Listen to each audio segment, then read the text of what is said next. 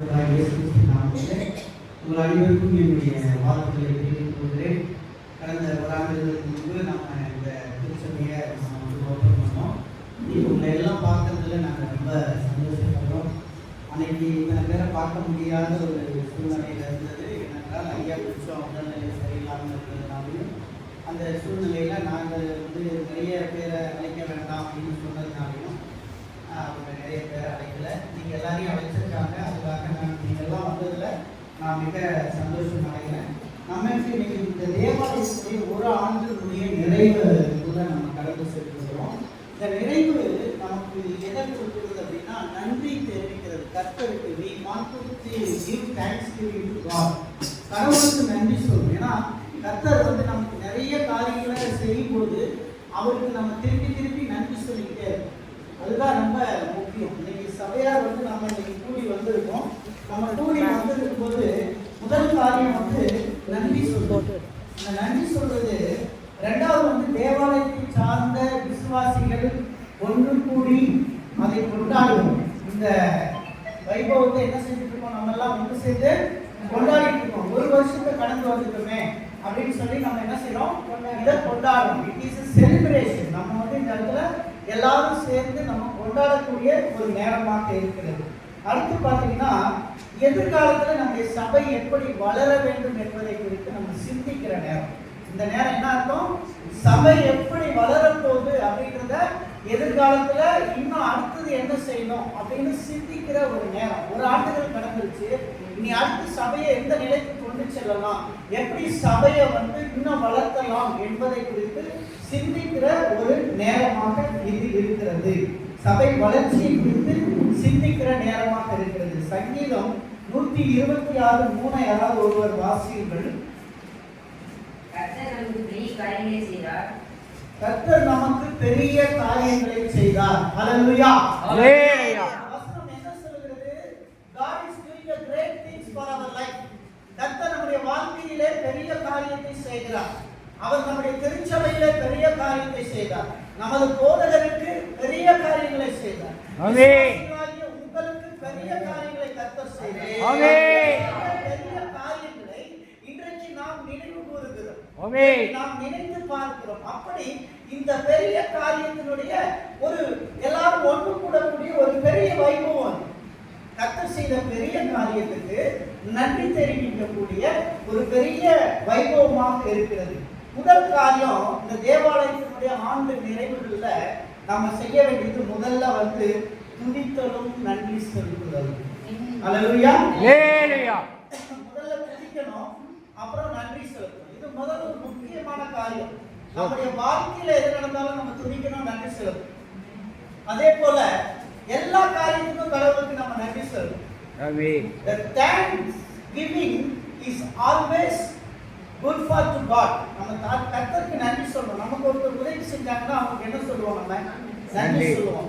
அவங்களுக்கு சந்தோஷமா பரவாயில்லையே இவர் நன்றி சொன்னாங்க. ஏசப்பா கிட்ட 10 குஷ்டரோகிகள் வந்தாங்க. இந்த 10 குஷ்டரோகிகளும் அவருடைய சமூகத்துல ஐயா சுகம் கொடுங்கன்னா ஏசப்பா 10 பேருக்கும் சுகம் கொடுத்தார். ஏசப்பாட்ட வர்றவங்களுக்கு ஒரு சிலருக்கு மட்டும் அவர் சுகம் கொடுக்கல. அவர்கிட்ட வந்த 10 குஷ்டரோகிகளுக்கு என்ன செஞ்சாரு? சுகம் கொடுத்தார். அவங்க நீங்க போய் ஆசாரியர்கிட்ட போய் உங்களை காண்பீங்க. ஏன்னா அந்த காலத்துல இருந்த முறை எப்படின்னா, அந்த காலத்துல குஷ்டரோகியா இருக்கிறவன் ஊர்ல இருக்கக்கூடிய கோயில் பூசாரி என்ன செய்வாரு?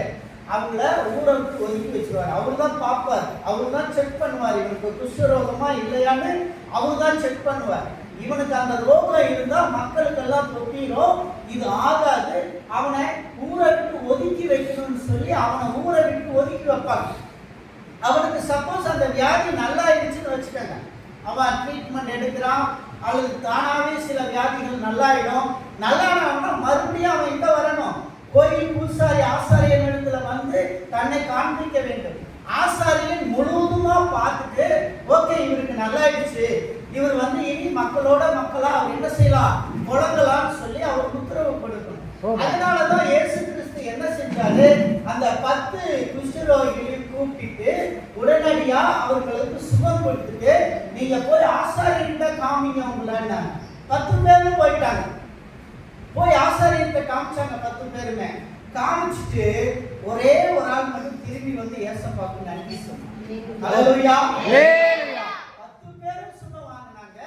10 பேரும் ஆசாரியர்கிட்ட காட்டிட்டாங்க. ஆசாரியர் என்ன சொன்னாரு? இது கரெக்ட், உங்க 10 பேருக்கும் சுகமாயிடுச்சுன்னு சொல்லிட்டார். ஆனா ஒருத்தர் மட்டும் ரிட்டர்ன் வந்து நன்றி சொன்னார் ஏசப்பாவுக்கு.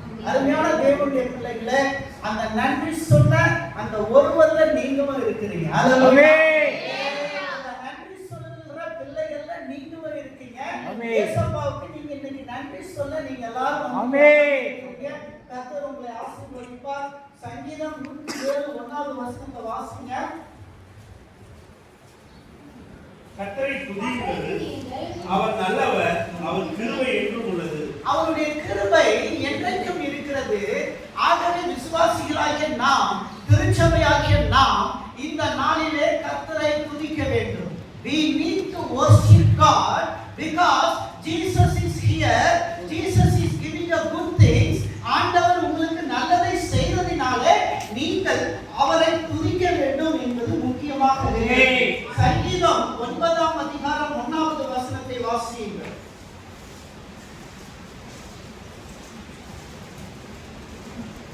கர்த்தாவே, என் முழு இருதயத்தோடு உம்மை துதிப்பேன், உம்முடைய அதிசயங்களை எல்லாம் விவரிப்பேன். ஹalleluya. நாம் அவரை துதிக்கும் பொழுது முழு இருதயத்தோடு அவரை துதிக்க வேண்டும். அவர் செய்த அதிசயங்களை அடிக்கடி விவரித்துக் கொண்டே இருக்க வேண்டும். ஆண்டவருடைய பிள்ளைகள் நாம் ஒருவரை ஒருவர் பார்க்கும் பொழுது, நான் இவ்வளவு கஷ்டத்தில் இருந்தேன், இவ்வளவு பாடுகளிலே நான் சந்தித்தேன், ஆனால் இன்றைக்கு கர்த்தர் என்னை நல்லா வைத்திருக்கிறார் என்று நாம் ஒருவருக்கு ஒருவர் சொல்லிக் கொள்ள வேண்டும். நாம் ஒருவருக்கு ஒருவர் சொல்லும் பொழுது அந்த பரிமாற்றம் நாம் மற்றவர்களுக்கு சொல்லும் பொழுது அங்கே ஆண்டவர் மகிமைப்படுகிறார், அங்கே கர்த்தர் மகிமைப்படுகிறார். துதித்தல் என்பது மிக முக்கியமான காரியமாக இருக்கிறது.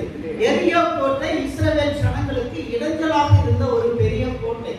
அந்த கோட்டையை உடைத்தால்தான் அவர்கள் கானானுக்குள் பிரவேசிக்க முடியும். அந்த கோட்டை மக்களை ஜெயித்தால்தான் அடுத்த கானானுக்குள்ளே அவர்கள் போக முடியும்.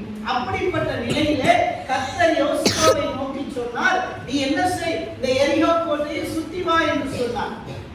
முதல் முறை சுத்தி வந்தான். 7 முறை நீ சுத்தி வா. முதல் முறை சுற்று, 2ஆம் நாள் 2வது முறை சுற்று, 3வது நாள் 3வது முறை சுற்று என்று 7வது நாள் 7 முறை சுற்றிய பிறகு 7வது சுற்றல் முடிந்த பிறகு நீ என்னை நோக்கி துதித்து ஆராதிக்க ஆரம்பி என்று சொல்லியிருந்தார். கர்த்தர் சொன்ன கட்டளையின்படியாக அவன் முதல் நாளிலே சுற்றி விட்டு வந்து விட்டார்கள். 2ஆம் நாள் சுத்தி விட்டு வந்து விட்டார்கள். இப்படி 7வது நாளிலே 7 முறை சுத்தி விட்டு அவர்கள் அந்த எரிகோ கோட்டையை சூழ்ந்து நின்று துதிக்க ஆரம்பித்தார்கள். துதித்த பொழுது அவர்களுக்கு பிரச்சனையா இந்த எரிகோ கோட்டை உடைந்து போனது. ஹalleluya. தேவனுடைய பிள்ளைகளே, உங்களுடைய வாழ்க்கையிலே இன்றைக்கு நீங்கள் சந்தித்துக் கொண்டிருக்கிற பிரச்சனைகள் என்ன பிரச்சனை என்று எனக்கு தெரியாது. ஒருவேளை குடும்பத்தில் கடன் என்ற ஒரு பெரிய பிரச்சனையாக இருக்கலாம், பணம் இல்லை என்ற ஒரு பெரிய பிரச்சனையாக இருக்கலாம், வியாதி என்ற ஒரு பெரிய பிரச்சனையாக இருக்கலாம், போராட்டம் என்ற ஒரு பெரிய பிரச்சனையாக இருக்கலாம், உங்களுடைய பிரச்சனை ஒரு பெரிய எரிகோவா இருக்கலாம். நீ கர்த்தரை துதிக்கும் பொழுது அந்த எரிகோவை ஆண்டவர் உடைத்தெறிய போகிறார்.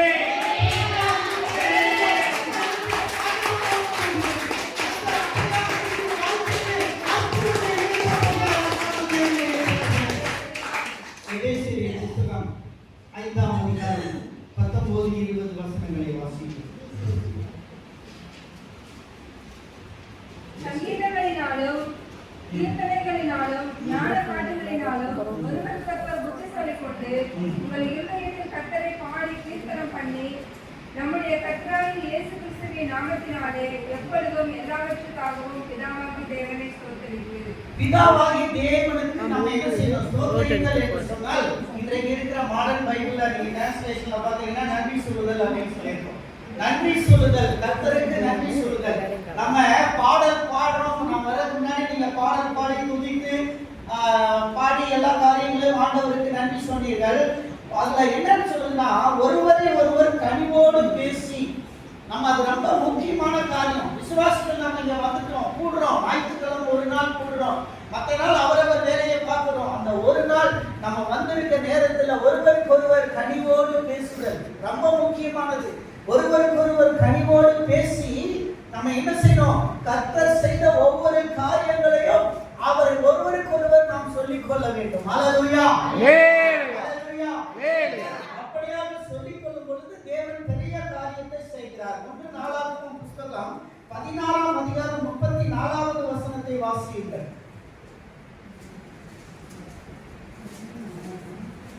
1 நாளாகமம் 16:34. கர்த்தரை துதியுங்கள், அவர் நல்லவர், அவர் கிருபை என்றும் உள்ளது. கர்த்தரை துதியுங்கள், அவர் நல்லவர், அவருடைய கிருபை என்றும் உள்ளது. கர்த்தருடைய கிருபை எப்படி இருக்கும்?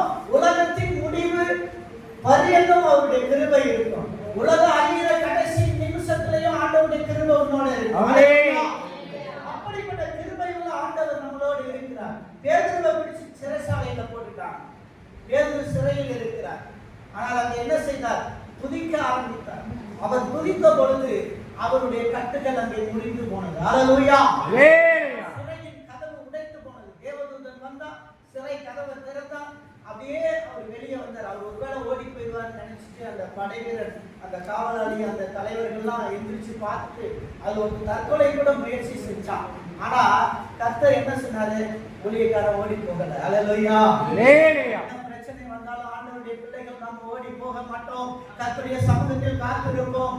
கர்த்தர் என்ன சொல்லுகிறாரோ அவருடைய வார்த்தை வரும் வரை நாம் காத்திருக்க வேண்டும். ஹல்லேலூயா. அவருடைய வார்த்தை வரும் வரை நாம் காத்திருக்க வேண்டும். கர்த்தருடைய வார்த்தை நம்மை தேடி வரும் வரை நாம் காத்திருக்க வேண்டும். காத்திருந்த பிறகுதான் போக வேண்டும். பேதுரு அந்த இடத்திலே சிறைச்சாலையில் அவன் கட்டப்பட்டிருந்தான். அவன் கட்டுகளை தேவன் அவிழ்த்தார். வெளியே போக வேண்டும் என்ற ஒரு சூழ்நிலை வந்தது. ஆனாலும் அங்கே இருக்கக்கூடிய தலைவர்கிட்ட சொல்லிட்டு தான் வெளியே போறாரு. ஹல்லேலூயா. ஹல்லேலூயா. அப்படிப்பட்ட ஒரு சூழ்நிலை நமக்கு வரும் பொழுது தேவன் எல்லா காரியத்திலும் நமக்கு ஆண்டவர் நம்ம துதிச்சுதான் நம்ம எந்த காரியத்தை செய்யணும். நல்ல காரியம் செய்யும் போதும் தேவனை துதியுங்கள். சில நேரங்களில் கெட்டதெல்லாம் நடக்கும் போதும் ஆண்டவரை துதியுங்க. அப்ப ஆண்டவர் கெட்டதை நல்லதாக மாற்றுவார். ஹல்லேலூயா. நல்ல காரியம் வரும்போதும் கர்த்தரை துதிக்கிறோம். கெட்ட காரியம் வந்த பொழுதும் கர்த்தரை துதிக்கும் பொழுது என் மகன் என் மகள் இவ்வளவு கஷ்டம் இருக்கோ அவள் என்னை துதிக்கிறாள் என்று சொல்லி அவர் உன் பாடுகளையும் உன் பிரச்சனையும் நீக்கிக் கொள்வார். அப்படியாக இருக்கிறோம். இரண்டாவது காரியம், சமூகத்தின் மீது நாம் இந்த நாளிலே முதல் ஆண்டு நிறைவு செய்யும் பொழுது சமூகத்தின் மீது நாம் கவனம் உள்ளவர்களாக இருக்க வேண்டும். சமூகம் என்று சொல்லும் பொழுது விசுவாசிகள், திருச்சபை மற்றும் நம்மை சார்ந்த சமூகங்களிலே மக்கள் மீது நாம் கவனம் உள்ளவர்களாக இருக்க வேண்டும். ஏனென்று சொன்னால் அவர்கள் கஷ்டங்களுக்காகவும் நாம் பரிதவித்து ஜெபிக்கிறவர்களாக இருக்க வேண்டும். கலாத்தியர் 6:2 படிங்க. ஒருவர் பாரத்தை ஒருவர் சுமந்து அப்படியே கிறிஸ்துவினுடைய பிரமாணத்தை நிறைவேற்றுங்கள். கிறிஸ்துவினுடைய பிரமாணத்தை நிறைவேற்றுங்கள். அருமையான தேவனுடைய பிள்ளைகளே, இன்றைக்கு நாம் ஒருவருடைய பாரத்தை ஒருவர் சுமக்க வேண்டும். ஒருவருடைய கவலைகளை நாம் பங்கடைய வேண்டும். யாருக்காவது ஒருவருக்கு பிரச்சனை என்றால் எனக்கு ஒன்றும் இல்லை, நான் நல்லா இருக்கிறேன் என்று சொல்லிவிடக் கூடாது. அவர்களுக்கு இப்படி பிரச்சனை இருக்கிறதே, அவர்களை சென்று நாம் பார்க்க வேண்டும். அவர்களுக்கு இப்படி ஆகிவிட்டதே என்று நமக்கு பரிதாபமாக இருக்கும். நம்ம பக்கத்து வீட்டுக்காரங்களாக இருக்கலாம், சொந்தங்களாக இருக்கலாம், யாரையும் நம்ம விட்டு வரக்கூடாது. கர்த்தருடைய பிள்ளைங்க நம்ம சொந்த பந்தங்களை கூட என்ன செய்யணும்? கஷ்டங்கள்னு வரும்போது நம்ம போய் நிற்கணும். ஹல்லேலூயா. அதைத்தான் சொல்றாரு. இன்னைக்கு நம்ம முதலாம் ஆண்டு நிறைவை கொண்டாடுகிறவர்கள் சமூகத்தின் மீது அக்கறை உள்ளவர்களாக இருக்கும். சமூகத்தில் யாருக்கு கஷ்டங்கள் வந்தாலும் நம்ம பார்த்து கொண்டு சும்மா இருக்க வேண்டாம். நம்மளால முடிந்த உதவிகளை செய்யவும், எது முடியலையா முழங்கால நின்று அவர்களுக்காக ஜெபிப்போம். ஹல்லேலூயா. ஹல்லேலூயா. முழங்கால நின்று அவர்களுக்காக ஜெபிப்போம். இப்ப நம்ம பார்த்தோம், அமெரிக்க தேசத்துல ஒரு ஊழியக்காரர் சார்லி என்ற ஊழியக்காரர் கொல்லப்பட்டதை நீங்கள் பார்த்தீர்கள். அவரை துப்பாக்கியில் சுட்டு விட்டார். அவர் என்ன செய்தார்? நல்ல வாலிபர்கள் மத்தியிலே ஊழியம் செய்தார். அங்கே அமெரிக்க தேசங்களிலே வாலிபர்கள் திருச்சபைக்கு வருவதில்லை. வாலிப பெண்களும் திருச்சபைக்கு வர மாட்டாங்க. அங்க சர்ச்சுக்கு போய் பார்த்தீங்கன்னா வயசானவங்க 50 வயசுக்கு மேல, 60 வயசுக்கு மேல, 70 வயசுக்கு மேல உட்கார்ந்து இருப்பாங்க. மற்றவங்க எல்லாம் யாருமே சர்ச்சுக்கு வர மாட்டாங்க. அவங்களுக்கு கர்த்தரை தேடுற அவசியம் இல்லை. அவங்க ஜாலியா போவாங்க, பாருக்கு போவாங்க, கிளப்புக்கு போவாங்க, டான்ஸ் ஆடுவாங்க. அவங்களுடைய பொழுதுபோக்கு அப்படி ஓடிக்கிட்டு இருக்கிறது. ஏனென்றால் பணம் நிறைய இருக்கு. பணம் நிறைய இருக்கும்போது பாவமும் நிறைய வரும். அப்படி இருக்கும்போது தேவனை தேடுகிறதற்கு வாலிப பிள்ளைகள் இல்லை. அந்த வாலிப பிள்ளைகளுக்காக ஊழியம் செய்தவர் தான் இந்த சார்லி எரிக் என்பவர். இவர் என்ன செய்தார்? பல இடங்களுக்கு போய் அவர் பல வாலிபர்களை சந்தித்தார். வாலிபர்களை கிறிஸ்துவுக்குள் நடத்தினார். வாலிபர்களை இயேசுவுக்குள் கொண்டு வந்தார். விடுதியிலே தங்கிக் கொண்டு அங்கே போகிற வாலிபர்களை திருப்பி கொண்டு வந்தார் கர்த்தருக்குள்ளே. இதிலே ஒரு வாலிபனுக்கு இவர் செய்வது பிடிக்கவில்லை. அவனுக்குள் ஒரு பிசாசின் ஆவி இருந்திருக்கிறது. அவன் என்ன செய்தான்? ஒரு கூட்டத்திலே, யூனிவர்சிட்டி கூட்டத்திலே அவன் பேசிக் கொண்டிருக்கும் பொழுது துப்பாக்கியிலே அவருடைய கழுத்திலே கரெக்டாக குறிபார்த்து சுட்டு விட்டான். சுட்ட உடனே அவர் கீழே விழுந்தார். அவரை எடுத்துக்கொண்டு மருத்துவமனைக்கு சென்றார்கள். அவர் மரித்து விட்டார். இந்த செயலை யார் செய்தார் என்று போலீசும் காவல்துறையும் துளவி கொண்டிருக்கும் பொழுது அந்த சுட்ட அந்த நபருடைய அப்பா, என் மகன் தான் இதை செய்தான் என்று அவனை பிடித்து கொண்டு வந்து போலீசிலே ஒப்படைத்தார். என் மகன் தான் இதை செய்தான், அவன் தான் இதை செய்திருப்பான் என்று அவன் இடத்துல கேட்கிறார். அங்க வெள்ளக்காரர்களை பொறுத்தவரை பொய் சொல்ல மாட்டான் அவ்வளவு சீக்கிரம்.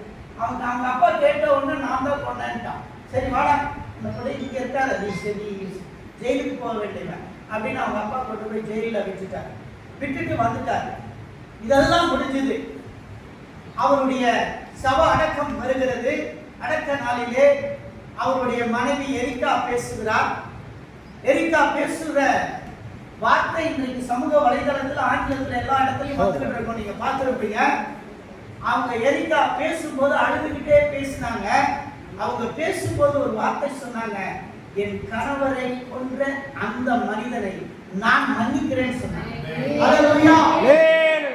என் கணவரை கொன்ற அந்த மனிதரை நான் மன்னிக்கிறேன் என்று சொன்னாங்க. இது யாருக்கு வராது? ஆண்டவருடைய பிள்ளைகளுக்கு மட்டும்தான் அந்த மன்னிப்பு.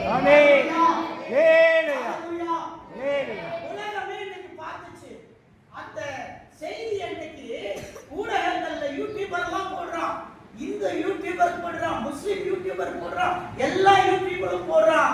உலகத்துல வெற்றிக்கு ஒரே வழி மன்னிப்பு தான். எந்த மதத்தினரா இருந்தாலும் சரி, கிறிஸ்தவர்கள், முஸ்லிம்கள், இந்துக்கள், நமக்குள் மன்னிப்பு இருந்தால் உலகத்தில் நாம் தான் வெற்றி அடைய முடியும். அதுதான் கடவுளுடைய வழியாக இருக்கிறது. அப்படியாக இந்த மன்னிப்பு பாருங்க. எங்க கிராகம் ஸ்டெயின வந்து 1992 அவரை வந்து கொலை செஞ்சாங்க. ஒரிசா கிராகம் ஸ்டெயின் குஷ்டரோகிகளுக்கு அவர் வந்து மருத்துவம் செஞ்சார், ஒரு மிஷனரி. அந்த மிஷனரிய ராத்திரியில அந்த மிஷனரி அம்மாவும் அவங்க மகளும் வந்து எங்க இருந்தாங்க? ஆஸ்திரேலியா தேசத்துல இருந்தாங்க. இந்த ஸ்டெயினும் அவருடைய 2 குழந்தைங்க, 2 பசங்க. நீங்க அந்த சம்பவத்தை பார்த்துக்க முடியாது. அந்த 2 பசங்களும் அன்னைக்கு ராத்திரி இது போல ஒரு கிராம சபையில அவர் பேசிவிட்டு ராத்திரியில அந்த ஒரிசா ட்ரைபல் மக்கள் அவங்க வீடுகளுக்கு எல்லாம் போயிட்டாங்க. இவரு மட்டும் அந்த கார்ல உட்கார்ந்து இருக்காரு. அந்த கார்ல உட்கார்ந்துட்டு அவர் என்ன செய்யறாரு? அப்படியே அந்த கார்ல உட்கார்ந்து ராத்திரியில ஜெபிச்சுட்டு இந்த பக்கம் தன்னுடைய ஒரு மகனையும் இந்த பக்கம் ஒரு மகனையும் மடியில போட்டுட்டு அவர் உட்கார்ந்து கார்லயே தூங்கிட்டு இருக்காரு. விடிஞ்சா போயிடலாம். அங்க இருந்த மக்கள் சொன்னாங்க, நீங்க ராத்திரி போக வேண்டாம், கார்லயே தங்கிட்டு காலையில போங்க, ஏன்னா இதெல்லாம் காட்டு பகுதி, அதனால வேண்டாம்னு சொன்னதுனால அவங்க தூங்கிட்டு இருந்தாங்க. ராத்திரி ஒரு கும்பல் வந்தாங்க, நெருப்பு வச்சு அப்படியே கொண்டுட்டாங்க. நெருப்புல எரிஞ்சு போனார். ஆனா காலையில போலீஸ் வந்தது, இன்வெஸ்டிகேஷன் வந்தது, எல்லாம் வந்து திறந்து பார்க்கும்போது அந்த ஊழியக்காரர் 2 மகன்களையும் கட்டி தழுவி அப்படியே கறிக்கட்டையா இருந்தாரு. தேவனுடைய பிள்ளைகளே, அப்படிப்பட்ட மனிதன் கறிக்கட்டையா கருகி போன அந்த மனிதன், அவங்க அம்மா மனைவி ஆஸ்திரேலியால இருந்து அவங்க மனைவியும் மகளும் வந்தாங்க. உலகமே வேடிக்கை பார்த்துட்டு இருந்துச்சு, என்ன சொல்ல போறாங்க அப்படின்னு சொல்லி பத்திரிகையாளர்லாம் கூடி நின்னாங்க. அவருடைய அடக்கம் முடிந்த பிறகு என் கணவனை கொன்னவர்களை நான் மன்னிக்கிறேன்னு சொன்னாங்க. இந்த மன்னிக்கிற தன்மை ஆண்டவருடைய பிள்ளைகளுக்கு மட்டும்தான் வரும். மன்னிக்கிற கர்த்தருடைய பிள்ளைகளுக்கு மட்டும்தான் வரும். அந்த பிள்ளைகளுக்காக அவர் மன்னிச்சார். அந்த சமூகத்தில் அருமையான தேவனுடைய பிள்ளைகளை நமக்குள்ளே மன்னிக்கிற சிந்தை சிந்தை நமக்குள்ளே வேண்டும். நாம் இப்படியாக மூன்றாவது காரியம், நம்முடைய சிந்தையிலே நாம் யோசிக்க வேண்டிய காரியம், நம்முடைய பாஸ்டர் அவர்கள் நம்முடைய தியாகங்களை குறித்து, அவருடைய தியாகங்களை குறித்து யோசிக்க வேண்டும். ஆலயத்தின் பயணத்தை குறித்து சிந்திக்க வேண்டும். சங்கீதம் 14:3 யாராவது ஒருவர் வாசியுங்கள். பூமியில் உள்ள பரிசுத்தவான்களுக்கும் நான் என் முழு பிரியத்தையும் வைத்திருக்கிற மகாத்மாக்களுக்கும் அது வேண்டியதா இருக்கிறது என்று சொன்னார். அந்நிய 14:3 அந்த இடத்துல பார்க்கிறோம் என்ன சொல்றாருன்னா, நம்முடைய செயல்களை கர்த்தருக்கு ஒப்புவிக்கும் போது ஒருவேளை ஆங்கில டிரான்ஸ்லேஷன்ல மாறுவாங்க. ஒரு வருஷத்துக்கு முன்னாடி அப்ப கர்த்தருக்கு நம்ம செயல்களை ஒப்புவிக்கும் பொழுது நம்முடைய அடுத்த ஊழியர்கள் எப்படி போக வேண்டும் என்று நாம் சிந்திக்க வேண்டும். அடுத்த நம்முடைய ஆவிக்குரிய வாழ்க்கை எப்படி போக வேண்டும் என்று சிந்திக்க வேண்டும். நம்முடைய திருச்சபையில நாம் விசுவாசிகளா இருக்கிறோம், அடுத்து நாம் எப்படி நாம் திருச்சபையில ஆவிக்குள்ளே வளர வேண்டும் என்பதை சிந்திக்க வேண்டும். ஏனென்று சொன்னால் இன்னும் கொஞ்ச காலம் தான் இருக்கிறது. சீக்கிரமாக கர்த்தருடைய வருகை வரப்போகிறது. அவருடைய ரகசிய வருகைக்கான எல்லா காரியங்களும் நிறைவேறிக் கொண்டிருக்கின்றன. ரகசிய வருகைக்கான எல்லா காரியங்களும் நிறைவேறிக் கொண்டிருக்கின்றன. கடந்த வாரத்திலே பார்த்தோம், யூப்ரட்டஸ் நதி என்ன செய்தது? சிகப்பாக மாறினது. அந்த நதியினுடைய ஒரு பகுதி சிகப்பாக மாறினது. யோர்தான் நதி போன வாரத்திலே திடீரென்று அது செந்நிறமாக மாறினது என்று செய்திகளை எல்லாம் கேட்டுக்கொண்டு இருக்கிறோம். எருசலேமிலே திடீரென்று சொல்லி எக்காலம் ஊதும் சத்தம் மட்டும் கேட்டிருக்கிறது. ஒரு எக்கால சத்தம் மட்டும் கேட்டிருக்கிறது எருசலேமிலே. சீக்கிரத்திலே இதெல்லாம் நடக்க போகிறது. கர்த்தருடைய வருகை நெருங்கிக் கொண்டிருக்கிறது. கர்த்தர் வரப்போகிறார். அதற்கு முன்பாக விசுவாசிகள் நாம் எல்லாம் அவருடைய வருகையிலே எடுத்துக் கொள்ளப்படுவோம். ரகசிய வருகை. ஆமென். இயேசுவை குறித்து சொல்லக்கூடாத ஒரு பெரிய ராக்காலம் வரும். ஆமென். நாம் எச்சரிக்கையாக இருக்க வேண்டும். நாம் பட்ட பாடுகளுக்கு ஒரு முடிவு வரும். ஆமென். நம்முடைய பிள்ளைகளே, அப்படிப்பட்ட சிந்தையிலே நாம் சிந்தித்து நம்முடைய சிந்தையை கர்த்தருக்கு ஒப்புவிக்க வேண்டும். நம்முடைய செய்திகளை கர்த்தருக்கு ஒப்புவிக்க வேண்டும். அப்பொழுது நம்முடைய யோசனைகள் உறுதிப்படும் என்று வேதம் சொல்கிறது. அருமையான தேவனுடைய பிள்ளைகளே, கடைசியாக 4வது காரியமாக நாம் பார்ப்போம். அர்ப்பணிப்பு நமக்கு மிக அவசியம். அர்ப்பணிப்பு, விசுவாசிகளுக்கு அர்ப்பணிப்பு மிக அவசியம். அர்ப்பணிக்கப்பட்ட விசுவாசிகள் எப்படி ஆண்டவராகிய இயேசு கிறிஸ்து இந்த பூமிக்கு வந்தார்? அவர் 3 ஆண்டுகள் ஊழியத்தை செய்தார். 3 ஆண்டுகள் அவருடைய அர்ப்பணிப்பு எப்படி இருந்தது என்று நாம் பார்க்கிறோம். அவருடைய அர்ப்பணிப்பு, திஸ் கமிட்மெண்ட், அவருடைய அர்ப்பணிப்பு முழுவதுமாக இருந்தது. நம்ம பார்க்கிறோம் அவருடைய ஊழியங்களிலே அவர் அர்ப்பணிக்கப்பட்டவராக இருந்தார். இன்றைக்கு நீங்களும் விசுவாசிகள் அர்ப்பணிக்கப்பட்டவர்களாய் நீங்கள் மாறும் பொழுது உங்களுக்கும் சபைக்கும் இன்னும் கர்த்தர் பெரிய காரியத்தை செய்து கொண்டே இருப்பார். இன்னும் பெரிய கிரியைகளை செய்து கொண்டே இருப்பார். அர்ப்பணிப்பு மிக அவசியமாக இருக்கிறது. நீதிமொழிகள் 14:3 வாசியுங்கள். 14:3. உன் செய்கைகளை கர்த்தருக்கு ஒப்புவி, அப்பொழுது உன் யோசனைகள் உறுதிப்படும். உன்னுடைய யோசனைகள் உறுதிப்பட வேண்டும் என்றால் நாம் எதை செய்தாலும் அதை கர்த்தருக்கு ஒப்புவிக்க வேண்டும். காலையில நம்ம கிளம்புறோம், ஆண்டவருக்கு ஒப்பு கொடுக்கிறோம். கர்த்தர் நம்ம சில நேரங்கள் ஆவியானவர் நமக்கு ஆவியானவர் பேசுவார். எப்படி பேசுவாரு? நம்ம வீட்டெல்லாம் கூட்டிட்டு வெளியே போவோம். காலையில வேலைக்கு போவோம், ஏதோ ஒரு இடத்துக்கு போறோம். கூட்டிட்டு வெளியே இருக்கும்போது நீ இன்னைக்கு ஜெபம் பண்ணலன்னு அந்த ஞாபகம் ஏன் வருது? ஆவியானவர் உள்ள இருந்து பேசுறாரு. ஆமென். ஜெபம் பண்ணலன்னு பேசுறாரு. அவருடைய இடம் வரும்போது ஆவியானவர் கேட்பாரு, இன்னைக்கு ஞாயிற்றுக்கிழமை வேற ஒரு வேலைக்கு போயிடுறீங்க, உங்க மனசு அடிக்குது, நான் இன்னைக்கு சர்ச்சுக்கு போகல. ஆமென். யார் அடிக்குது? ஆவியானவர் உள்ள இருந்து பேசுறாரு. ஆவியானவர் உள்ள இருந்து உங்களுக்குள்ள பேசுகிறார். நமக்கு அநேக நேரங்களிலே ஆவியானவர் நமக்கு பேசுவார். ஆமென். நம்ம பைக் எடுத்துருவோம், கார் எடுத்துருவோம், ஸ்டார்ட் பண்ணிடுவோம், போற நேரத்துல நீ ஜெபம் பண்ணலன்னு ஆவியானவர் பேசுவார். அந்த இடத்துல நம்ம நின்று ஜெபம் பண்ணும்போது கர்த்தர் அந்த இடத்துல மகிமைப்படுகிறவராக இருக்கிறார். என் பிள்ளை என் சத்தத்துக்கு செவி கொடுத்தான். அல்லேலூயா. என் மகன் என் சத்தத்துக்கு செவி கொடுத்தான். அதனால அவனுக்கு நான் என்ன கேட்பானோ அதை நான் செய்வேன். ஆமென். அவன் யோசிக்கிற காரியங்களை நான் அவனுக்கு நிறைவேற்றி காட்டுவேன். ஆமென். அல்லேலூயா. அல்லேலூயா. அப்போஸ்தலனாகிய பவுல் இப்படி தான் தன்னை அர்ப்பணித்திருந்தார் ஊழியத்திலே. ஒரு பெரிய அர்ப்பணிப்பு பவுலுக்கு வந்தது. பவுல் மாதிரி கிறிஸ்தவத்துக்கு எதிரான ஒரு மனுஷன் யாருமே கிடையாது. எங்க சபை நடக்குதோ உள்ள போய் மக்களை அடிச்சு துன்புறுத்துறது எல்லாம் பண்ணாரு. ஆனா கர்த்தர் சந்திச்சாரு பாருங்க, நேரடியா சந்திக்கலைன்னா அந்த மனுஷன் ரட்சிக்கப்பட்டிருக்க மாட்டாரு. கர்த்தர் நேரடியா சந்தித்த பொழுது அவர் ரட்சிக்கப்பட்டு ஆண்டவருக்கு ஒப்பு கொடுத்த பிறகு அவருடைய ஊழியம் அப்படியே ரிவர்ஸா மாறிடுச்சு, வாழ்க்கையே மாறிடுச்சு, முழுவதுமா மாறிடுச்சு. ஒரு முறை கப்பல்ல போயிட்டு இருக்காரு, புயல் வந்து அடிச்சு கப்பலே சுக்குநூறா போயிடுச்சு. எதுவுமே இல்லை, கடல்ல அப்படியே மிதக்கிறார். அவருக்கு ஒரே ஒரு பலகை மட்டும் இருந்தது. அந்த பலகையை பிடிச்சு நீந்தி நீந்தி கரையை அடைந்தார். ஹல்லேலூயா. இந்த அர்ப்பணிப்பு நமக்கு ரொம்ப அவசியம். எவ்வளவு பாடுகள் வந்தாலும் விசுவாசத்தை விட்டு விலகாம நம்ம உறுதியா பிடிக்கக்கூடிய ஒரு சின்ன பலகை இருந்தா கூட அதை பிடிச்சிட்டு போகும். நமக்குள்ள இருக்கும் ஒரு சின்ன விசுவாசம் பவுலுக்கு இருந்த ஒரு பலகையை போன்றது. அந்த விசுவாசத்தை நம்ம பிடிச்சுக்கிட்டு முன்னேறி கரையை நோக்கி ஓடிக்கொண்டே இருக்க வேண்டும். அப்படிப்பட்ட விசுவாசத்தை நாம் எடுத்துக்கொண்டு போகும் பொழுது கர்த்தர் நம்முடைய வாழ்க்கையிலே அற்புதங்களை செய்வார். God is doing a great things for our life. நம்முடைய வாழ்க்கையிலே பெரிய காரியத்தை செய்வார். மத்தேயு 6ஆம் அதிகாரம் 33வது வசனம். முதலாவது தேவனுடைய ராஜ்யத்தையும் அவருடைய நீதியையும் தேடுங்கள், அப்பொழுது இவைகள் எல்லாம் உங்களுக்கு கூட கொடுக்கப்படும். விசுவாச பிள்ளைகளே, நாம் எல்லாருக்கும் தேவை இருக்கிறது. முதலாம் ஆண்டை நிறைவு செய்து கொண்டு இருக்கிறோம். நமக்கு வாழ்க்கையிலே நிறைய நிறைவுகள் தேவை, நிறைய தேவை இருக்கிறது. சிலருக்கு பண உதவிகள் தேவை, வீடுகள் அரிசி பருப்பு எண்ணெய் இல்லை, எல்லாம் இயேசுவுக்கு தெரியும். அந்த தேவைகள் இருக்கிறது, பணம் தேவைகள் இருக்கிறது. சிலருக்கு உடல்ல சுத்தவீனம் வேண்டும் என்ற தேவைகள். இந்த தேவைகளுக்கு முதல் காரியம் நீங்க தேடுவது தேவனுடைய ராஜ்யத்தையும் அவருடைய நீதியையும் தேடுங்கள். அப்பொழுது இவைகள் எல்லாம் என்று சொல்லுகிறது.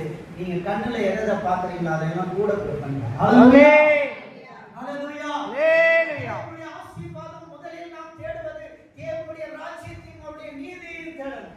அவருடைய ராஜ்யத்தையும் நீதியையும் தேடும் பொழுது கர்த்தர் இவைகளெல்லாம் நமக்கு கூட்டி கொடுக்க போகிறார். கூட்டி நமக்கு கொடுப்பார். நம்முடைய கஷ்டங்கள் அவருக்கு தெரியும், நம்முடைய பாடுகள் அவருக்கு தெரியும், நம்முடைய நிந்தைகள் அவருக்கு தெரியும், நம்முடைய மன வியாகுலங்கள் அவருக்கு தெரியும், நம்முடைய மனதை உள்ளத்தை மனிதன் ஒருவன் பார்க்கும் பொழுது இந்த மனிதனுடைய முகத்தை பார்க்கிறான். நான் இன்றைக்கு உங்களை பார்க்கும் பொழுது முகத்தை பார்த்துக் கொண்டு இருக்கிறேன். ஆனால் இன்றைக்கு இங்கு நிற்கிற கர்த்தர் என்ன செய்து கொண்டே இருக்கிறார்? உங்களுடைய உள்ளங்களை பார்த்துக் கொண்டே இருக்கிறார். உங்களுடைய உள்ளத்துக்குள் இருந்து அவர் பேசிக் கொண்டே இருக்கிறார். உங்க உள்ளத்துக்குள் இருந்து அவர் இடைப்பட்டுக் கொண்டே இருக்கிறார். உங்களை ஆசீர்வதிக்க அவர் தயாராக இருக்கிறார். நாம் கொண்டாடி கொண்டு இருக்கும் பொழுது கர்த்தருடைய ஆசீர்வாதத்தை பெறுவதற்கு நாம் தயாராக இருப்போம். கர்த்தர் உங்கள் உள்ளத்தில் இருந்து பேசிக் கொண்டே இருக்கிறார். ஹல்லேலூயா. முதலாவது தேவனுடைய ராஜ்யத்தையும் அவருடைய நீதியையும் தேடுங்கள். கலாத்தியர் 5ஆம் அதிகாரம் 13வது வசனம். சகோதரரே, நீங்கள் சுயாதீனத்துக்கு அழைக்கப்பட்டீர்கள். சுயாதீனத்திற்காக அழைக்கப்பட்டீர்கள். அந்த சுயாதீனத்தை நீங்கள் மாம்சத்துக்கு ஏதுவாக அனுசரியாமல் அன்பினாலே ஒருவருக்கொருவர் ஊழியம் செய்யுங்கள். அன்பினாலே ஒருவருக்கொருவர் சேவை செய்யுங்கள். Help each and everyone. அன்பினாலே என்ன செய்யுங்க? ஒருத்தருக்கு ஒருத்தர் உதவி செய்யுங்க. இருக்கிறவங்க இல்லாதவங்களுக்கு உதவி செய்யுங்க. we need to help others. நாம நல்லா இருக்கும்போது 4 பேருக்கு உதவி செஞ்சோம்னா கடவுள் நமக்கு பின்னாடி நிறைய கொடுத்துட்டே இருக்கார். ஆமென். ஹல்லேலூயா. ஹல்லேலூயா. இதுதான் சீக்ரெட். நம்ம ஆசீர்வதிக்கப்படுறதுக்கு சீக்ரெட் அதுதான். நம்ம நல்லா இருக்கும்போது 4 பேருக்கு உதவி செஞ்சுட்டே இருக்கோம். அந்த உதவி என்ன செய்யும்? பின்னாடி நமக்கும் நம்ம சந்ததிக்கும் திரும்பி வந்துகிட்டே இருக்கும். இது அன்கவுண்டபிள் பிளெஸிங்னு சொல்லுவாங்க. அது நமக்கு தேடி வந்துகிட்டே இருக்கும். இதை நம்ம கிறிஸ்துவத்துல நம்ம நிறைய திருச்சபையில நம்ம அதை தான் எம்பசைஸ் பண்றோம். நல்லா இருக்கும் போது 4 பேருக்கு உதவி செய்வோம். நல்லா இருக்கும் பொழுது நாம் உதவி செய்யும் பொழுது நமக்கு குறைவுகள் வரும் பொழுது கர்த்தர் நிறைவுகளை கொடுத்து கொண்டே இருப்பார். ஹல்லேலூயா. ஹல்லேலூயா. யாத்ராகம புத்தகம் 24ஆம் அதிகாரம் 4வது வசனத்தை வாசியுங்கள். 24:4. மோசே கர்த்தருடைய வார்த்தைகளை எல்லாம் எழுதி வைத்து அதிகாலத்தில் எழுந்து மலைகளில் ஒரு பலிபீடத்தை கட்டி இஸ்ரவேலர்களுடைய 12 கோத்திரங்களுடைய இடத்தின்படியே 12 தூண்களை நிறுத்தினான். இஸ்ரவேல் புத்திரரின் வாலிகளை அனுப்பினான். அவர்கள் சர்வாங்க தர்மங்களை செய்து கர்த்தருக்கு சமாத தர்மங்களை வழியிட்டார்கள். ஹல்லேலூயா. ஹல்லேலூயா. மோசே என்ன செஞ்சான்? கர்த்தருடைய வார்த்தைகளை எழுதி வைத்தான். அதிகாலமே எழுந்திருச்சான். நீங்க நம்ம தேவ பிள்ளைகள் அதிகாலை எழுந்திருத்து ஜெபிக்க வேண்டும். கர்த்தருடைய வார்த்தைகளிலே அவருக்கு துதி பலிகளை நாம் செலுத்த வேண்டும். அவன் 12 கோத்திரத்திற்கெல்லாம் 12 கற்களை நிறுத்தி அவைகளை செய்தான் என்று பார்க்கிறோம். தூண்களாக நிறுத்தி இருந்தார். அந்த தூண்கள் தான் இன்றைக்கு கற்களை வழிபாடுகள் வந்தது. அங்க இருந்ததுதான் பைபிள்ல இருந்து தான் வந்துச்சு. இன்னைக்கு கற்கள் நம்ம கும்பிடுறோம் இல்லையா, அதெல்லாம் அங்க இருந்து நம்ம பைபிள் மோசை காலத்துல அவங்க 12 தூண்களை நிறுத்தினாங்க. நிறுத்திட்டு அதை கடந்து வந்துட்டாங்க. அங்க இருந்த மக்கள் அந்த கல்களையே நினைவு சின்னமா கும்பிட ஆரம்பிச்சாங்க. அப்படியே அது சாமியா கும்பிட ஒரு சூழ்நிலைகள் உருவாகிட்டது. அதுதான் இன்னைக்கு தொன்று தொட்டு காலகாலமாக மக்கள் அதை ஆராதித்து வருகிறார்கள் என்பதையும் நாம் அறிந்து விட வேண்டாம். ஆகவே இந்த முதலாம் வருஷத்தை கொண்டாடுகிற நாம் கடைசியாக எதிர்காலத்தினுடைய நம்முடைய கண்ணோட்டம் எப்படி இருக்க வேண்டும், எதிர்காலத்துல நம்முடைய வளர்ச்சி எப்படி இருக்கணும், நம்முடைய ஊழியங்கள் எப்படி இருக்க வேண்டும், எதிர்காலத்துல நமக்கு கர்த்தர் காட்டுகிற நம்பிக்கை எப்படி இருக்க வேண்டும். சங்கீதம் 137 சங்கீதம் 137 படிங்க. இஸ்ரவேல் கர்த்தரை நம்பியிருப்பதாக கர்த்தருக்கு கிருபையும் அவருக்கு திரளான மீட்பும் உண்டு. அவர் இஸ்ரவேலை அதன் சகல அக்கிரமங்களிலும் மீட்டுக் கொள்வார். இந்த இடத்துல பார்க்கிறோம், கர்த்தர் மேல் நம்பிக்கை வையுங்கள். நமக்கு இந்த எதிர்காலம் என்ன? Jesus is our future. Who is your future? இயேசு கிறிஸ்து தான் உங்களுக்கு எதிர்காலம். நான் வேதாகம கல்லூரி படித்துட்டு வெளியே வரும்போது என்னுடைய மாணவர்கள் எல்லாம் சொன்னாங்க, ஒவ்வொருத்தரும் ஒவ்வொரு இடத்த சொல்லலாம். எனக்கு இங்க ஊழியம் கிடைச்சிருச்சு, எனக்கு அங்க ஊழியம் கிடைச்சிருச்சு. என்கிட்ட என் டைரக்டர் கேட்டாரு, எங்கப்பா போற அப்படின்னாரு. I don't know where I am going. நான் எங்க போவேன்னு எனக்கு தெரியாது. ஆனா கர்த்தர் எனக்கு ஒரு இடத்தை வச்சிருக்காரு. ஹல்லேலூயா. ஹல்லேலூயா. ஹல்லேலூயா. எங்க போறேன்னு எனக்கு தெரியாது. ஆனா கர்த்தர் எனக்கு ஒரு இடத்தை வச்சிருக்கார். அவரை நம்பி போறேன். அப்படியே அவரை நம்பி வந்தேன். என்ன அவர் கைவிடவே இல்லை. ஹல்லேலூயா. ஹல்லேலூயா. அதே போல இன்றைக்கு நீங்கள் எங்க போறீங்க, உங்க எதிர்காலம் யார் கையில இருக்கு, இதெல்லாம் நம்ம கேள்வி கேட்டுட்டு இருப்போம். என் பிள்ளைங்க என்ன ஆவாங்க, என் பிள்ளைங்க எதிர்காலம் என்ன ஆகும்? உங்க பிள்ளைங்க எதிர்காலம் கர்த்தர் கையில இருக்கு. ஹல்லேலூயா. சொல்லுங்க, என் பிள்ளைங்க எதிர்காலம் கர்த்தர் கையில இருக்குன்றோம். ஹல்லேலூயா. ஹல்லேலூயா. அவங்க படிப்பை பத்தி நீங்க கவலைப்படாதீங்க. நீங்க ஆண்டவருடைய பிள்ளையா இருக்கிறதுனால உங்க பிள்ளைகளுக்கு அறிவு தருகிறவர் அவர்தான். உங்க பிள்ளைகளுடைய காலேஜ் ஃபீஸ் சந்திக்கிறவர் அவர்தான். உங்க பிள்ளைகளுக்கான ஸ்கூல் ஃபீஸ் சந்திக்கிறவர் அவர்தான். அவர் பார்த்துக்குவார். அவர் மீது நம்பிக்கை வைங்க. முதல்ல அவர் மீது நீங்க வைக்கிற நம்பிக்கை உங்க பிள்ளைகளை கீழே தள்ளவே மாட்டார். நாம நினைக்கிறோம் நம்மளை இந்த அளவுக்கு நடத்தின தேவன் நம்ம பிள்ளைகளை எந்த அளவுக்கு நடத்துவார். நம்மை காட்டிலும் 4 மடங்கு உயரத்துல வைப்பார். நம்மளை காட்டிலும் உயர்ந்த இடத்துல கொண்டு போய் வைப்பார். கடைசியா சொன்னாரு, மகனே, நான் உனக்கு சொத்து சுகத்தை சேர்த்து வைக்கவில்லை, நான் கல்வியை கொடுத்து விட்டு போகிறேன். உனக்கு அந்த கல்வியை கொடுத்திருக்கிறேன், நீ அதை வைத்து படித்துக்கொள் என்று சொன்னார். நான் கல்வியோடு ஆண்டவர் மீதும் நம்பிக்கை வைத்தேன். அதை வைத்து கர்த்தர் என்னை ஆசீர்வதித்தார். அதை செய்யுங்கள். உங்கள் பிள்ளைகளுக்கு சொத்து சுகத்தை பற்றி எல்லாம் கவலைப்படாதீர்கள். கல்வியை கொடுங்கள். கர்த்தர் மேல் நம்பிக்கையை கொடுங்கள். கல்வியும் நம்பிக்கையும் உங்கள் பிள்ளைகளை உயர்ந்தவனாகும். இந்த தேசத்தில் அதிபதியாய் மாற்றிக் கொள்ளும். ஹல்லேலூயா. நிறைய பேர் பிள்ளைகள் படித்துக் கொண்டிருக்கிறவர்கள் இருப்பீர்கள் என்று சொன்னால் உங்கள் பிள்ளைகளை குறித்து எந்த கவலைப்படாதீங்க. பிள்ளைங்க மேல கர்த்தருடைய கரத்தை வச்சு ஜெபம் பண்ணிட்டு பிள்ளைகளையும் நம்பிக்கையிலே வளர்த்துங்க. அவங்களுக்கு கல்வியை கொடுங்க, நம்பிக்கையில வளர்த்துங்க. அந்த நம்பிக்கை இயேசுவா இருக்கணும். ஹல்லேலூயா. நம்பிக்கை இயேசுவாய் மாறும் பொழுது உன் பிள்ளைகள் உயர்ந்த ராஜ்யத்தினுடைய அதிபதிகளாக கர்த்தர் மாற்ற வல்லவராக இருக்கிறார். தேவனுடைய பிள்ளைகளே, இந்த விதமாக நாம் இந்த கடைசியில இந்த செய்தியை சந்திக்கிறனா, இதை கேட்டுக்கொண்டிருக்கிறனா, யோபுவின் புத்தகம் 8ஆம் அதிகாரம் 7வது வசனத்தை ஒருவர் வாசியுங்கள். உம்முடைய துவக்கம் அற்பமாய் இருந்தாலும் உம்முடைய முடிவு சம்பூர்ணமாய் இருக்கும். துவக்கம் அற்பமாக இருக்கலாம். இந்த திருச்சபையின் துவக்கம் அற்பமாக இருக்கலாம். திருச்சபை ஆரம்பிக்கப்பட்டது, அஸ்திவாரம் போடும் பொழுது ஐயா அவர்கள் பாதிக்கப்பட்டார்கள். அவருக்கு பயங்கர கஷ்டம் வந்தது. அவருடைய மனைவிக்கு தான் அந்த வேதனை புரியும். நான் வண்டியில் வரும் பொழுது என்னுடைய மனைவி சொல்லிக் கொண்டிருந்தால், நாம் இந்த கட்டடத்தை முடிக்க வேண்டும் என்று பல முறை சிஸ்டரிடம் பேசி இருக்கிறோம். ஆனால் அவர்கள் ஒரு கணவன் இந்த நிலையில் இருக்கும் பொழுது அவர்கள் அதை எப்படி எதிர்கொண்டிருப்பார்கள் என்று சொல்லி நாங்கள் வண்டியிலே வரும் பொழுது பேசிக் கொண்டிருந்தோம். தொடக்கம் அற்பமாய் இருக்கலாம். அருமையான தேவனுடைய பிள்ளைகளை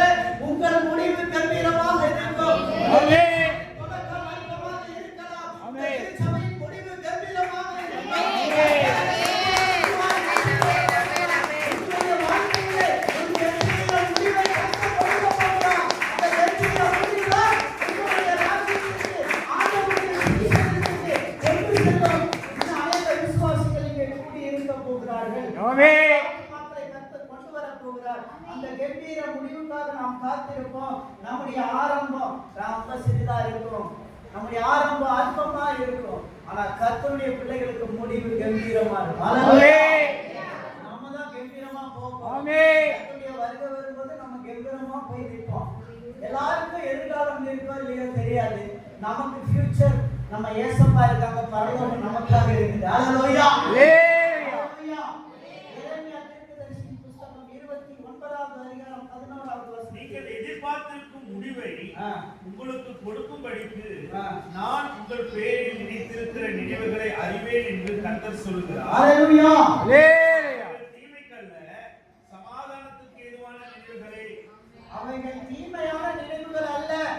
ஒருவேளை உங்களுக்கு ஒரு தீமை நடந்திருக்கலாம், ஒருவேளை ஒரு சிறிய விபத்து ஏற்பட்டு இருக்கலாம், ஒரு வியாதி வந்திருக்கலாம், ஒரு கஷ்டங்கள் வந்திருக்கலாம், ஒரு கடன் தொல்லை வந்திருக்கலாம், போராட்டங்கள் வந்திருக்கலாம்.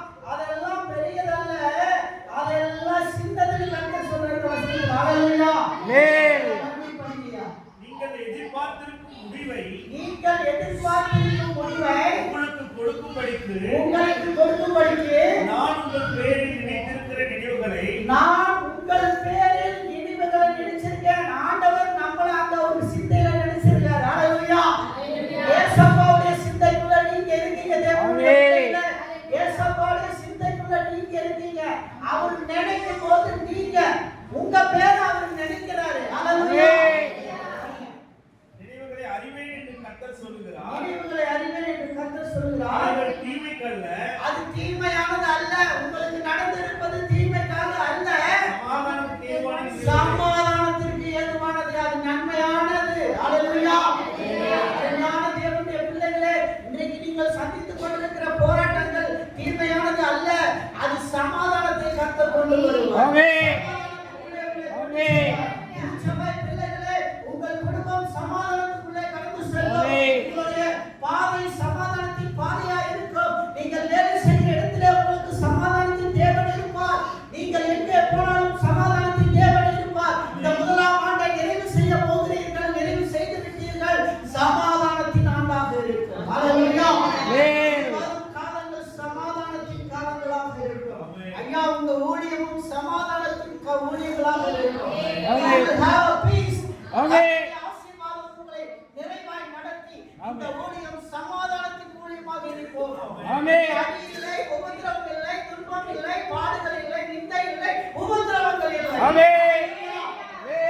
அப்படியாக தேவன் உங்களை நடத்த போகிறார். உங்க பாஸ்டர் அப்படி நடத்துவார்னா உங்க பிள்ளைகளையும் அப்படிதான் நடத்துவார். ஹல்லேலூயா. அருமையான தேவனுடைய பிள்ளைகளே, இந்த 5 காரியங்களை நீங்க நினைவு வச்சுக்கோங்க. நான் இதை பத்தி தான் நான் இன்னைக்கு பேசியிருக்கேன். ஒன்று, இந்த 5 காரியங்கள். ஒன்று, முதலாவது கர்த்தரை நோக்கி துதிக்கணும், நன்றி சொல்லணும் இந்த முதலாவது வருஷத்துக்கு. இரண்டாவது காரியம், நம்ம என்ன செய்யணும்? சமூகத்தின் மீது கவனம் செலுத்தணும். Very good. மூணாவது, சிந்தை உள்ளவர்களால் இருக்கணும். எல்லாரும் யோசனையோடு நாம் செயல்படணும். நான்காவது காரியம், அர்ப்பணிப்பு அவசியம். அர்ப்பணிப்பு அவசியம். ஐந்தாவது காரியம், எதிர்கால கண்ணோட்டமா இருக்கணும். நம்ம பிள்ளைங்க, நம்முடைய எதிர்காலம், நம்ம பெண் பிள்ளைங்களை வச்சிருக்கோம், பெண் பிள்ளைகளுக்கு எதிர்காலம் நல்லா இருக்கும், நல்ல கணவர் வரணும், நல்ல வாழ்க்கை வரணும். இப்படிப்பட்ட எதிர்காலத்தை நாம் எல்லாம் யோசித்து செயல்பட வேண்டும். இப்படி நாம் செயல்படும் பொழுது தேவன் நம்மையும் நம்முடைய திருச்சபையையும் சபையாராகிய உங்களையும் பாஸ்டரையும் எல்லாரையும் தேவன் ஆசீர்வாதமாக வச்சிருக்கார். முதலாம் ஆண்டை கொண்டாடுகிறவர்கள் வீட்டில் போனாலும் சரி, இதை நினைவு கூறுங்கள். தேவன் தாமே உங்களை ஆசீர்வதிப்பார். ஆமென்.